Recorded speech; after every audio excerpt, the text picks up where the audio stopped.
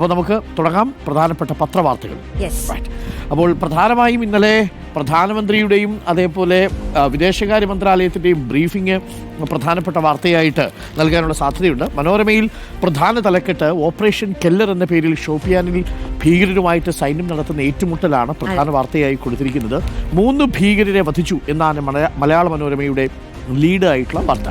കൊല്ലപ്പെട്ടവരിൽ ലഷ്കർ കമാൻഡർ ഷാഹിദ് അഹമ്മദ് കുട്ടയുമുണ്ട്. അതിർത്തിയിലെ സ്ഥിതി ശാന്തമാണ്. പ്രകോപിപ്പിച്ചാൽ കനത്ത തിരിച്ചടി എന്ന് നമ്മൾ പറയുകയും ചെയ്യുന്നു. ഓപ്പറേഷൻ കെല്ലർ അതിൽ വളരെ പ്രധാനപ്പെട്ട ഒരു ലഷ്കർ തൊയ്ബ കമാൻഡറാണ് ഷാഹിദ് അഹമ്മദ്. എന്തായാലും അതൊരു വാർത്തയാണ്. ഒപ്പം നമ്മുടെ പ്രധാനമന്ത്രി ഇന്നലെ ആദംപൂരിലെത്തിയിരുന്നു. പഞ്ചാബിലാണ് ഈ ആദംപൂർ സൈനിക വ്യോമത്താവളം, എയർബേസ് ആണ്. ആ എയർബേസിൽ എയർ സ്ട്രിപ്പിലേക്ക് പറന്നിറങ്ങി അവിടെ നിന്ന് അവിടുത്തെ സൈനികരെ അഭിവാദ്യം ചെയ്യുകയാണ് പ്രധാനമന്ത്രി. ആ മറുപടി ആർക്ക് വേണ്ടിയുള്ളതാണെന്ന് അറിയുമോ? പാകിസ്ഥാൻ. ആദംപൂരിനെ വെച്ചാണ് അവർ ഒരുപാട് വ്യാജവാർത്തകൾ പറഞ്ഞതും. ആക്രമണം S-400 മിസൈൽ സിസ്റ്റം ഇരിക്കുന്നത് ആദംപൂരിലാണ്. അപ്പോൾ അതുകൊണ്ട് ആ ആദംപൂരിനെ തകർത്തു, എയർ സ്ട്രിപ്പ് തകർത്തു എന്ന് പറഞ്ഞാൽ S-400 തകർത്തു എന്നായിട്ട് അവർ പ്രചരിപ്പിക്കുന്നുണ്ട്. പക്ഷെ ഒരു പോറൽ പോലും എത്തിയിട്ടില്ല എന്നാണ് പറയുന്നത്. ഭീകരത തുടർന്നാൽ നിങ്ങളെ നശിപ്പിക്കും, ഇങ്ങോട്ട് ആക്രമിച്ചാൽ ശത്രുവിനെ തരിപ്പണമാക്കാൻ തയ്യാറെന്ന് പ്രധാനമന്ത്രി പറഞ്ഞതും ആദംപൂരിൽ നിന്ന് പ്രധാന വാർത്തയായി മനോരമ കൈകാര്യം ചെയ്യുന്നുണ്ട്. മാതൃഭൂമി ട്രംപിന്റെ മറ്റൊരു ആംഗിളാണ് പിടിച്ചിട്ടുള്ളത്. അതായത് ട്രംപിനെ തള്ളി എന്നുള്ളതാണ് തലക്കെട്ട്. വെടിനിർത്തൽ US ഇടപെടലിനെ തുടർന്നെന്ന വാദം തള്ളി ഇന്ത്യ. പാകിസ്ഥാൻ ചർച്ച നടത്തിയത് നേരിട്ട്. പാക് അധീന കശ്മീർ വിട്ടു നൽകണമെന്നും ഇന്ത്യ. ഓക്കെ, അതാണ് ഇന്നലെ വിദേശകാര്യ മന്ത്രാലയത്തിന്റെ സ്പോക്ക് പേഴ്സൺ രൺധീർ ജയ്സ്വാൾ നടത്തിയ വാർത്താ സമ്മേളനത്തിലുള്ളത്. ആ വാർത്താ സമ്മേളനത്തിൽ വളരെ വ്യക്തമായി മാധ്യമപ്രവർത്തകർ ചോദിക്കുന്നുണ്ട്, ട്രംപ് ഇങ്ങനെ അവകാശവാദം ഉന്നയിച്ചുകൊണ്ടേയിരിക്കുന്നു, അതിലെന്തെങ്കിലും കഴമ്പുണ്ടോ? അതിൽ രൺധീർ ജയ്സ്വാൾ പറഞ്ഞത്, നേരിട്ട് പറഞ്ഞ മറുപടി ഇതാണ്, പാകിസ്ഥാനുമായിട്ട് നേരിട്ടായിരുന്നു ചർച്ച, അഥവാ പാകിസ്ഥാൻ ഇങ്ങോട്ട് വിളിക്കുകയായിരുന്നു, അങ്ങനെയാണ് ചർച്ച നടന്നത്. വ്യാപാരവുമായി ബന്ധപ്പെട്ട ഒരു സമ്മർദ്ദവും ഇന്നലെ വെടിനിർത്തലിന് പിന്നിലില്ല എന്നാണ് വിദേശകാര്യ മന്ത്രാലയത്തിന്റെ സ്പോക്ക് പേഴ്സൺ പറഞ്ഞിരിക്കുന്നത്. മറ്റൊരു വാർത്ത മനോരമയുടെ ആദ്യ പേജിലുള്ളത്, ജൂനിയറായ യുവതിക്ക് ക്രൂരമർദ്ദനം, അഭിഭാഷകനെതിരെ കേസ് എന്നൊരു വാർത്ത ഇന്നലെ നമ്മൾ സംപ്രേഷണം ചെയ്തിരുന്നു. നമ്മുടെ വാർത്തയാണ്. ആ വാർത്ത വളരെ വിശദമായി തന്നെ പത്രം കൈകാര്യം ചെയ്യുന്നുണ്ട്.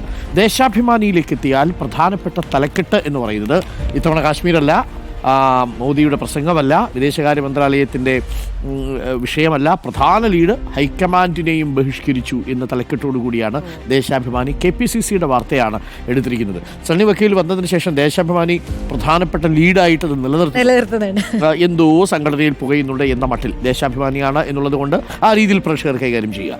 യോഗം ബഹിഷ്കരിച്ചത് 4 മുൻ KPCC പ്രസിഡന്റുമാരാണ്. പ്രാതിനിധ്യം കിട്ടിയില്ലെങ്കിൽ മിണ്ടാതിരിക്കില്ലെന്ന് ഗ്രൂപ്പ്, വ്യത്യാസമില്ലാതെ നേതാക്കൾ. KC വേണുഗോപാൽ ഏകപക്ഷീയമായി കാര്യങ്ങൾ തീരുമാനിക്കുന്നുവെന്ന് വിമർശനം എന്നതാണ് കോൺഗ്രസ് സംഘടനയ്ക്കുള്ളിലെ വിഷയത്തെ ചൂണ്ടിക്കാട്ടി ദേശാഭിമാനി കൊടുക്കുന്ന റിപ്പോർട്ട്. എന്നാൽ അതിൽ എന്തുകൊണ്ടാണ് നേതാക്കൾ വരാതിരുന്നത് എന്നുള്ള വിശദീകരണം പിന്നീട് നൽകുന്നുണ്ട്. മാത്രവുമല്ല, ഒറ്റക്കെട്ടായി നീങ്ങാൻ തീരുമാനിച്ചു. ആ വാക്കിങ്ങനെ പറയുമ്പം എനിക്ക് കേരളത്തിൽ തന്നെ ഓർമ്മ വരിക, ഇടയ്ക്ക് ഇങ്ങനെ ഒറ്റക്കെട്ട് എന്ന് പറയരുത് എന്നുള്ളതാണ്. മധ്യസ്ഥ ചർച്ച നടന്നില്ല, ട്രംപിനെ തള്ളി ഇന്ത്യ എന്നാണ് മാധ്യമം കൊടുക്കുന്ന ലീഡ്. ഇന്നലെ നമ്മൾ നേരത്തെ സൂചിപ്പിച്ചതുപോലെ വിദേശകാര്യ മന്ത്രാലയത്തിൻ്റെ സ്റ്റേറ്റ്മെൻറ്റാണ് പത്രം ലീഡാക്കി നൽകിയിരിക്കുന്നത്. അമൃത്സറിൽ വ്യാജമദ്യ ദുരന്തമുണ്ടായി 21 പേരുടെ മരണം സംഭവിച്ചതും മാധ്യമം പത്രം ആദ്യ പേജിൽ തന്നെ പ്രധാനപ്പെട്ട വാർത്തയായി നൽകുകയും ചെയ്യുന്നു. ഞാൻ ഈ മാതൃഭൂമിയുടെ ഉൾപേജിൽ അത്ര പ്രാധാന്യത്തോടെ അല്ലാതെ കൊടുത്തൊരു വാർത്ത തന്നെയാണ്. ഈ തെരുവുനായ ആക്രമണത്തെക്കുറിച്ച് നമ്മൾ വലിയ രീതിയിൽ ചർച്ച ചെയ്യുന്നുണ്ട്. നമ്മൾ തന്നെ ഇന്നലെ ഒരുപാട് വാർത്തകൾ അത് സംബന്ധിച്ച് കൊടുക്കുന്നുണ്ട്. അപ്പോൾ ഇന്നലെ കാറിലെത്തിയ ഒരു കുടുംബത്തെ തെരുവുനായ ആക്രമിച്ച് ഒരാളുടെ ചുണ്ടിലാണ് തെരുവുനായ കടിച്ചത്. ആലോചിച്ച് നോക്കൂ. അപ്പോൾ പ്രത്യേകിച്ച് ഈ സമയങ്ങളിൽ തെരുവുനായയുടെ ആക്രമണം ഏതു രീതിയിലും ഉണ്ടാവാം. അപ്പോൾ നമ്മൾ സൂക്ഷിച്ചിരിക്കുക. തെരുവുനായകളുടെ എണ്ണം വർദ്ധിക്കുന്നുണ്ട്. സർക്കാർ കൂടുതൽ കർശന നടപടികൾ, അതായത് അനിമൽ ബർത്ത് കൺട്രോളിനും അപ്പുറത്തേക്കുള്ള ABCക്കും അപ്പുറത്തേക്കുള്ള നടപടികളിലേക്ക് പോകണമെന്ന് വെറ്റിനറിയുടെ അസോസിയേഷൻ ഭാരവാഹികൾ പറയുന്നു. ഹിന്ദുവിലേക്ക് എത്തിയാൽ പ്രധാനപ്പെട്ട വാർത്തയുള്ളത്, India റീഅസേർട്സ് stand on Kashmir after US claims. Kashmir A bilateral issue to B addressed within the framework of India Pakistan ties. അതൊരു ഉഭയകക്ഷി വിഷയമാണ്, 2 രാജ്യങ്ങൾക്കുമിടയിലുള്ള വിഷയമാണ് എന്ന് ആവർത്തിക്കുകയാണ് വിദേശകാര്യ മന്ത്രാലയം എന്നാണ് പറയുന്നത്. അതേപോലെ ഈ കാശ്മീരിൽ നിന്ന് കുട്ടികൾ ഈ സ്കൂളിലേക്ക് പോകുന്നതിൻ്റെ ദൃശ്യങ്ങൾ പത്രം ആദ്യ പേജിൽ കൊടുക്കുന്നുണ്ട്. ബാക്ക് ടു ക്ലാസസ് എന്ന തലക്കെട്ടിലാണ് ദ ഹിന്ദു ആ മനോഹരമായ ചിത്രം പങ്കുവച്ചിരിക്കുന്നത്. Schools reopened in Srinagar on Tuesday after remaining closed for several days due to hostile hostilities between Indian and Pakistan militaries എന്ന് പറഞ്ഞുകൊണ്ട് മനോഹരമായ ചിത്രം കൊടുക്കുന്ന കുട്ടികളൊക്കെ ഇങ്ങനെ വിജയചിഹ്നമായിട്ട് ഇങ്ങനെ സ്കൂളിലേക്ക് പോകുന്ന ചിത്രമാണ്. അത് നമ്മുടെ പ്രതിനിധി ആദിൽ പാലോട് ഇന്നലെ സ്കൂളുകളിൽ നിന്ന് അവർ പാട്ട് പാടുന്നതടക്കം നമ്മൾ ഗംഭീരമായ ചിത്രമാണ് നമ്മൾ കൊടുത്തത്. മാത്രമല്ല ഇന്നലെ CBSE 10-12 വിജയശതമാനത്തിൽ വർധനയുണ്ട്. 10 തിരുവനന്തപുരം 1ാമത്, 12 2ാം സ്ഥാനം എന്നാണ് കൊടുക്കുന്നത് CBSEയുടെ കാര്യത്തിൽ. ഇതൊക്കെയാണ് പ്രധാനപ്പെട്ട വാർത്തയായി നമ്മുടെ മുന്നിലുള്ളത്. മറ്റേതെങ്കിലും വാർത്തകളുണ്ടോ? ഇല്ല, മറ്റ് പല വാർത്ത ഈ ലഹരി ഉപയോഗത്തെ കുറിച്ചുള്ള വാർത്തകളുണ്ട്. അതിന്റെ കണക്കുകൾ പുറത്തു പറയുന്നുണ്ട് മാതൃഭൂമി. ഓക്കെ, നന്ദൻകോട് കൂട്ടക്കൊലയുമായി ബന്ധപ്പെട്ട പ്രതി കേദലിന്റെ വാർത്ത പ്രധാനമായിട്ടും വാർത്തയായിട്ട് എല്ലാ പത്രങ്ങളും ആദ്യ പേജിൽ തന്നെ നൽകുന്നു. പ്രതി കേഡലിന് 12 വർഷം കഠിന തടവും പിന്നാലെ ജീവപര്യന്തവും എന്നാണ് വാർത്ത മനോരമ കൈകാര്യം ചെയ്തിരിക്കുന്നത്. 15 ലക്ഷം രൂപ പിഴയും ശിക്ഷ എന്നാണ് പറയുന്നത്.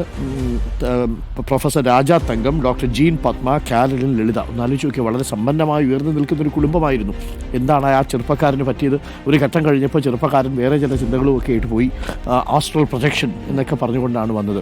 കയ്യിലൊരു ചെറിയ കറക്കുന്ന സാധനമൊക്കെ ആയിട്ടാണ് ഈ കേരള പ്രത്യക്ഷപ്പെട്ടത്. ആ ദൃശ്യം പ്രേക്ഷകർക്ക് ഓർമ്മയുണ്ടാവും. 2017 8 വർഷം 7 വർഷത്തോളം അദ്ദേഹം ശിക്ഷ അനുഭവിച്ചു കഴിഞ്ഞു. അപ്പോൾ ഇനി 5 വർഷം കൂടെ കഴിഞ്ഞാലാണ് ജീവപര്യന്തം ആരംഭിക്കുക എന്നാണ് പറയുന്നത്. മാതാപിതാക്കളെയും സഹോദരിയുടെയും അടക്കം 4 പേരെ നന്ദൻകോട്ടെ വീട്ടിൽ ക്രൂരമായി കൊലപ്പെടുത്തിയ കേസിലെ പ്രതി കേഡൽ ജിൻസൺ രാജയ്ക്ക് ഇപ്പം 34 വയസ്സാണ്. അപ്പോൾ 39ാമത്തെ വയസ്സിൽ ജീവപര്യന്തം തുടങ്ങും. പിന്നെ ഏകദേശം ഒരു 15 വർഷക്കാലം ഉള്ളിലുണ്ടാവും. 39, 10, 43, 54, 55 വയസ്സ് വരെ തുടരേണ്ടി വരും. പക്ഷേ 4 പേരെയും കൊന്നതുകൊണ്ട് ഓരോ ജീവപര്യന്തം എന്ന നിലയിലാണ് മൊത്തം ജീവപര്യന്തം അനുഭവിക്കേണ്ടത്. ജീവിതാവസാനം വരെ എന്ന് വേണമെങ്കിൽ നമുക്ക് വ്യാഖ്യാനിക്കാം വാർത്തത്തിൽ. അപ്പോൾ അതൊക്കെയാണ് പ്രധാനപ്പെട്ട വാർത്തയായി നിൽക്കുന്നത്. പ്രിയപ്പെട്ട പ്രേക്ഷകർ, ഇന്ന് മെയ് 14, മേടമാസം 31-ാം തീയതിയാണ്, ബുധനാഴ്ചയാണ്.